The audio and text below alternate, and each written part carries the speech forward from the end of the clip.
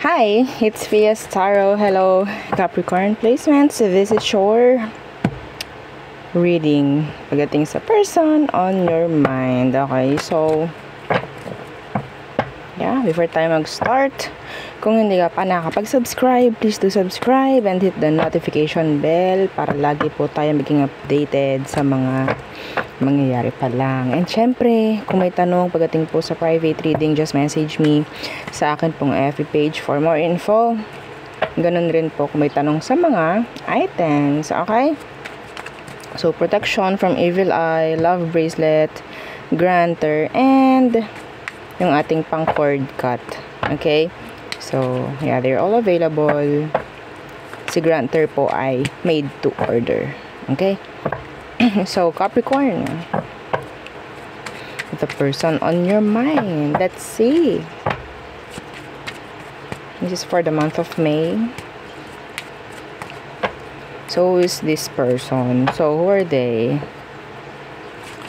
Bakit may langgam? Let's see. Who is this? Who is this? Capricorn, anong meron? Anong meron sa kanya? The Queen of Cups in reverse. Could be a water sign.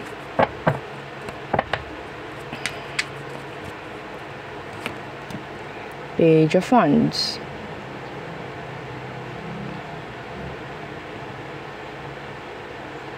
Some of them, pwedeng meron kayong age gap, age difference.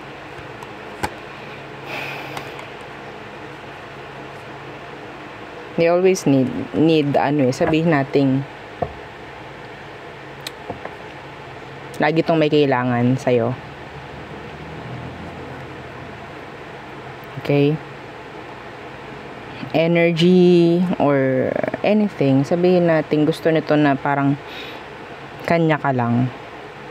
Parang may ganun siyang energy, like pinagdadamot ka. Nandun yung energy ng pagkaseloso.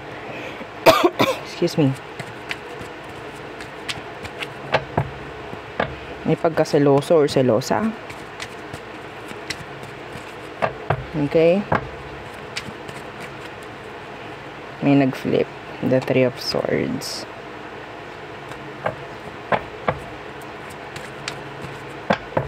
So, anong meron doon? Excuse me. Kapag nabas ulit yung Three of Swords na yun, meaning there's something. So, babasahin ko na. Anong meron sa situation? Nine of Pentacles. Oh, okay. So, there's codependency. Or talagang gusto ka ng taong to. Okay? The Knight of Cups in reversed.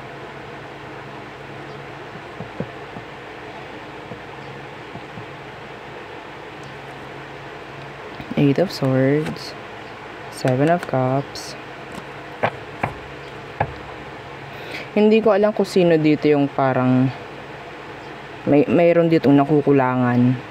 Kasi yung energy ng person is like laging nag-urge sa'yo. Like, nag-urge, I mean. Parang lagi siya naghahanap sa'yo. Feeling niya, hindi ka invested. So, that is why this person is always giving more. Okay, kesa sa'yo. Some of them, sila yung gumagawa ng way. Pero, dumarating sa punto na parang nananawa. Okay? Pero, sabihin natin yung parang pabitaw na. Yung person, hindi niya magawa eh. Kasi ikaw sa tingin niya na parang kailangan niya. Okay? They want you. They like you. What is their emotion? What is their emotion for you, Capricorn? Two of Pentacles in reverse. The Queen of Pentacles in reverse. Hindi ka niya kayang mawala. Hindi ka nito kayang mawala. Yeah. Ace of Pentacles in reverse. The Nine of Cups. If ever, you're, sabihin nating your very wish fulfillment. Andun pa yung energy na pwedeng kung mawala man ikaw or mawala man yung connection nyo. This is, sabihin nating missed opportunity. Missed opportunity. Okay? They need you. Hindi nila kaya na wala ka. Hindi nila kaya na nagbibigay ka ng attention or whatsoever sa iba. Andun yung obsession. Some of them, there's that energy of obsession. What is their next action towards you? Next action. Justice. To be fair. Okay. What's with that justice? Yeah, the Star. I think this person, sabihin natin itatry nito na gawin or ibigay everything na kailangan mo. Okay? There's codependency here. Some of you, Capricorn, ikaw yung parang nagiging controlling. Okay? Controller dito sa connection. Sa totoo lang, and nakukuha ko sa kanila na parang gusto lang nila talagang sumunod lang ng sumunod sa'yo because yeah, they love you. They can't live without you. Yes. Their next action is justice and the Star. Yeah, ipoprovide nito everything. Kaliwat kanan para lang magkaroon ng balance dito. Yes. Okay, ibibigay nito lahat for you. How do they see you? I want to see. How do they see you, Capricorn?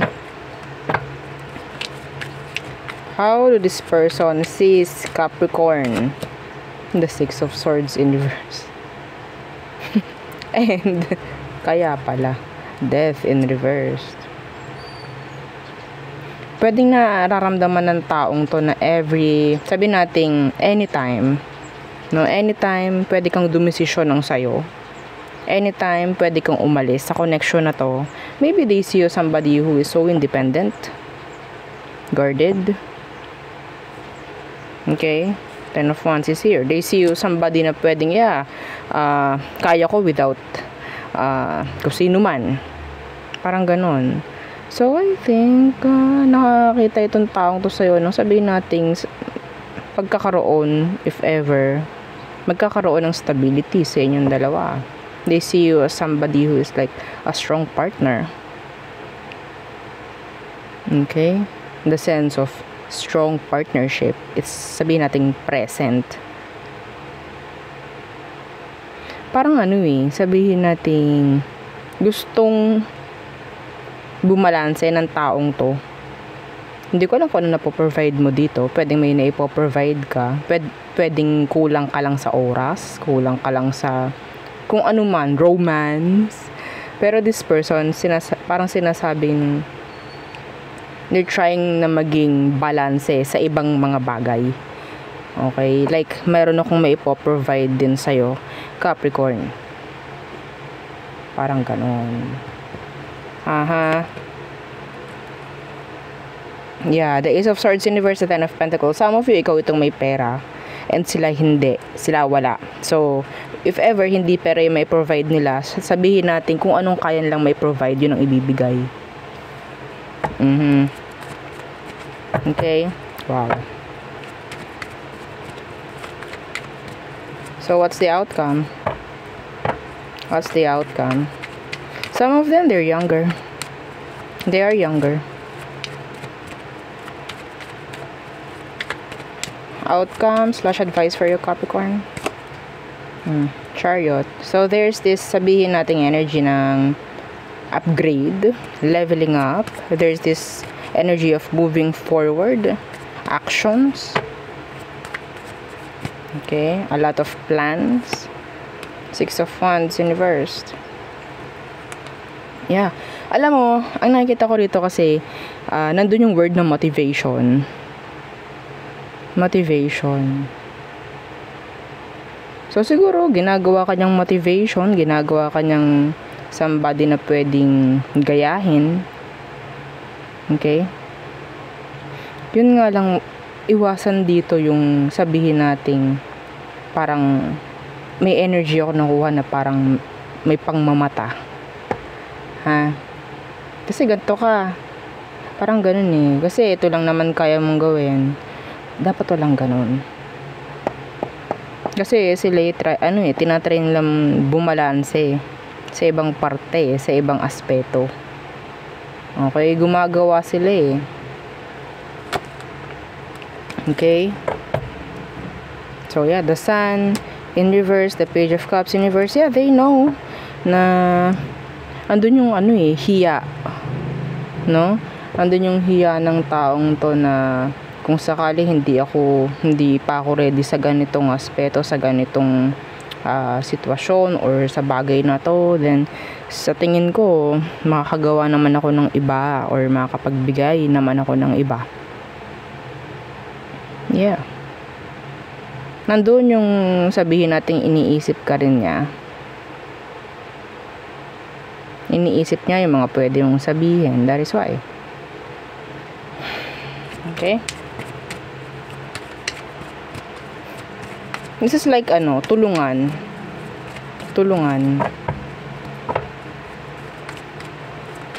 Some of you, you're matured enough. Sa pag-iisip, sa mentalidad mo, mature ka na. Pero this person, some of them, they're young, pero they're trying na sabihin natin maging mature. Okay? Like nahihila mo siya eh. Okay? Sabihin natin kung alam mo man or hindi, yeah, this person ginagawa kanyang motivation para mag-grow.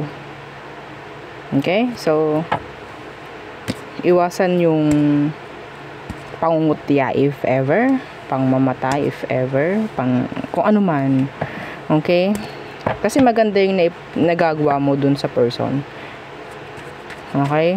Kung hindi ka man aware, pwedeng nagkakaroon ng plano yung tao kasi gusto kanyang gayahin, gusto niyang, yeah, that's nice. Anyway, so what else for you Capricorn? Situation, tingnan natin anong meron sa sitwasyon ng mga Capricorn ngayong May. Situation, oops, okay. Situation ng mga Capricorn in love, Page of Cups in reverse. Somebody is merong nagkaka-crush, ganyan. Ano itong Page of Cups in reverse? The Six of Swords in reverse. Meron ditong nagpaplano, okay, na mag-approach sa'yo, I think. Yeah, the Seven of Pentacles in reverse, pero parang nawawalan agad ng lakas ng loob. Okay? So, nandun yung energy na pwedeng hindi pa sila ganun ka-ready emotionally pagdating sa'yo. Or sa situation, something is sabihin natin hindi pa ganun ka-mature. Okay? Even though sabihin natin yes, magkasama kayo, magkarelasyon kayo, pero nandyan pa rin yung parang napaka-weak pa rin ang foundation. Okay? So, sino ba to? Hindi nagkakaroon ng leveling up when it comes to the, yeah, emotion. Anong meron sa kanya? The Seven of Cups in reverse. The Ace of Wands.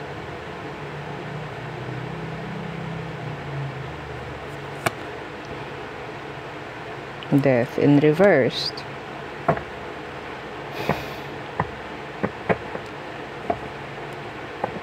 Andun yung energy ng parang familiarity. Andun yung energy ng parang sanay na. That is why parang wala ng ruta papunta sa pag-level up. It's like, dito na kami nasanay eh.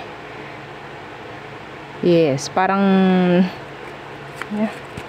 sanay na kung anong meron.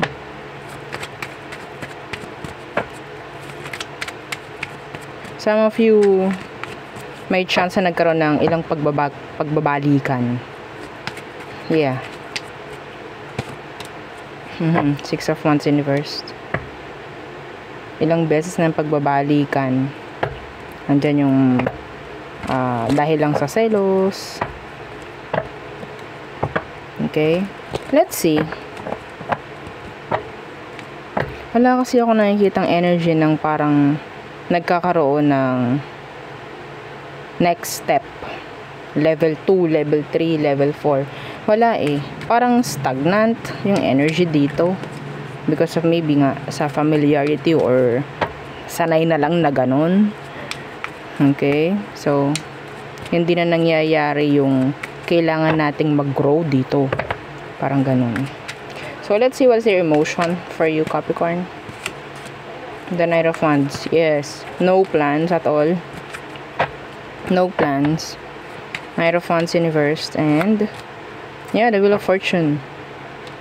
So, it's like, kung anong meron, go. Parang ganun lang. Kung anong meron. Hindi masyadong nag-iisip yung person mo pagdating sa future. Sabihin natin sa kanila, mahalaga is parang kung anong meron. Kung anong mangyari ngayong araw na to. Kung anong mangyari mamaya. Parang ganyan. Yun. Yun ang mahalaga pagdating sa kanya. Okay? I don't know why. Ganun yung mindset niya eh.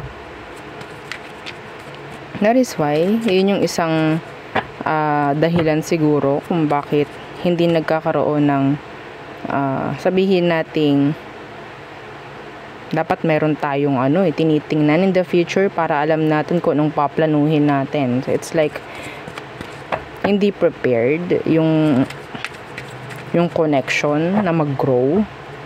Parang ganyan. So let's see what's their next action. Sana meron. Sana meron. The Fool. Oh, that's taking risk.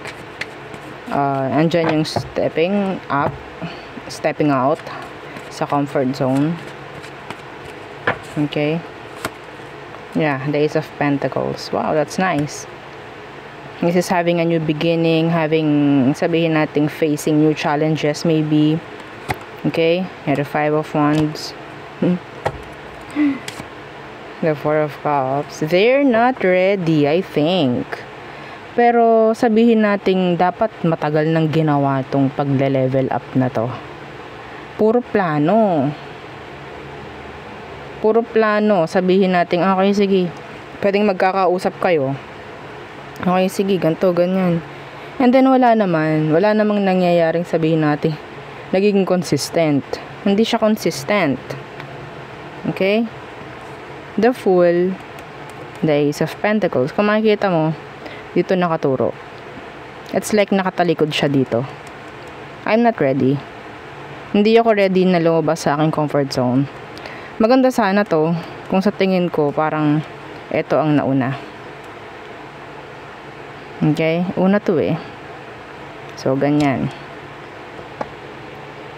You're not ready. Pero, may potential na i-grow itong connection na to. May connection, mayroong potential. Some of them, yeah, they're too young. Or, hindi pa ready nga. Yeah, the King of Cups in first.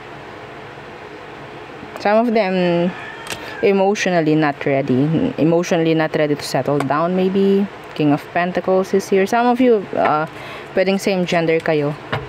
Okay? Hindi sila ready kung ano man yung parang, some of them, sa sitwasyon nyo, hindi sila ready na i-conquer or sabihin nating i-face yung mga challenges na pwedeng mangyari. Okay? Let's see what's the outcome. Outcome for you, Capricorn. This May, sa mga naka-resonate doon. Outcome and advice. The Sun. Plans. Okay. And Ten of Swords in reverse.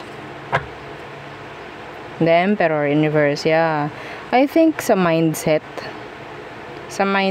nagkakaroon ng problema dito. Okay, on how they manage, or maybe both of you, kung paano i-manage yung connection. Some of you, yung sitwasyon or yung connection ninyo is tago. Tago. So, mayroong mga kailangang may address. Mayroong kailangan ng mga kalinawan. Okay? Dapat malaman, like the transparency. Plans. Okay? Future. Next action. Mga ganong bagay pagdating sa inyong dalawa. Yeah, the Three of Pentacles universe, this is talking about walang magandang kooperasyon sa isa't isa. So, maraming kailangan ditong pagtuon ng pansin. Okay? Attention dito sa inyong connection na to. Yeah. Days of Cups universe. So, may chance iba sa inyo hindi ready na totally mag-give in or maging seryoso dito sa connection na to. Okay? Ayaw natin ng mga third party like another person involved. Pero kung ang third party dito is work, studies, friends, pwede ng adjustment dun, no? Pero kapag third party, like, yun nga, iba ng tao, or sabihin nating romantic connection, decision na yun. Okay, decision ang kailangan. Anyway, so, hindi pwede may pagtatago, hindi pwede yung parang, diba? Kaya hindi nag-grow. Dapat may pagkakaintindihan, kooperasyon sa isa't isa. Okay? So, let's see.